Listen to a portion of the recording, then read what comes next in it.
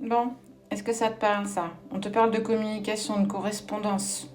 T'attends le message d'une personne, t'attends de ses nouvelles, ou toi tu t'es mis en silence, tu donnes plus de nouvelles, t'as été ghosté, tu sais pas trop comment te positionner.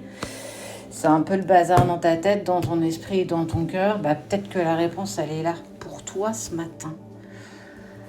Qu'est-ce que ça veut te dire?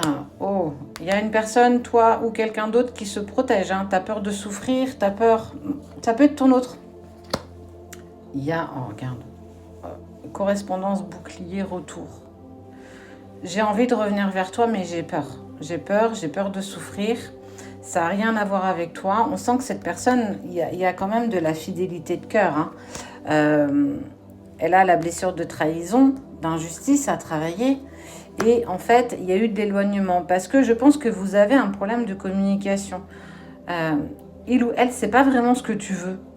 Si en fait tu l'exprimes pas et que lui ne l'exprime pas, bah clairement vous n'allez pas vraiment vers quelque chose de constructif. Et donc il y a aussi cette sensation où j'ai peur de souffrir à nouveau. J'ai peur que ce soit compliqué. C'est quelque chose où en fait on a mis aussi tes amis en confidence par rapport à cette personne, par rapport à ce retour. Soit toi, tu en as parlé, soit lui ou elle en a parlé à vos amis que vous avez en commun.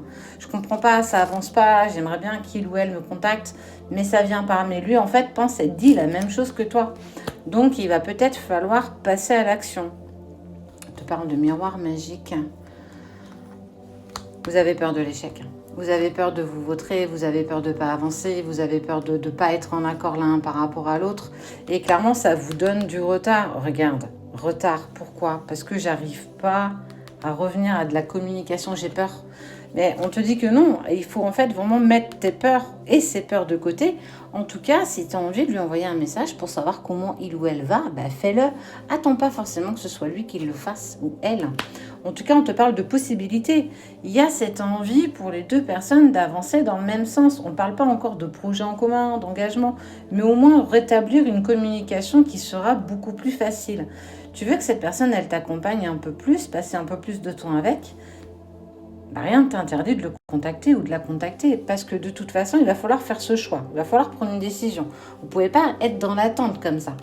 Il faut que tu saisisses cette chance. Soit toi, soit lui va la saisir. En tout cas, pour moi, ça va être fait. Allez, sur les quelques jours qui vont suivre, il y a forcément une reprise de communication. Si toi, t'es poussé à le faire, fais-le, ou sinon, ce sera lui.